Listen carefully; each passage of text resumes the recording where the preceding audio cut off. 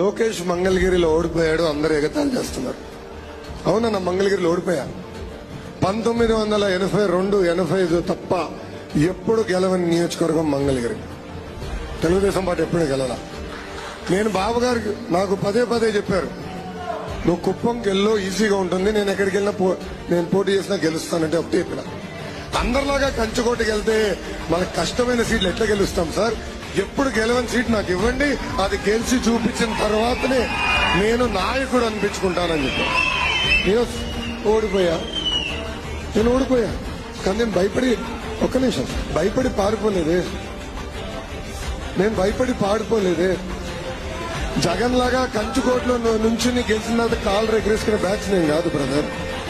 ఎప్పుడు గెలవని నియోజకవర్గం గెలిపించి కంచుకోట చేసి తెలుగుదేశం పార్టీకి అది నేను పల్లల్లో పెట్టి అర్పించినప్పుడే నేను నాయకుడని పిలిపించుకుంటాను. అది ఈ లోకేష్ కున్న చిత్తశుద్ధి.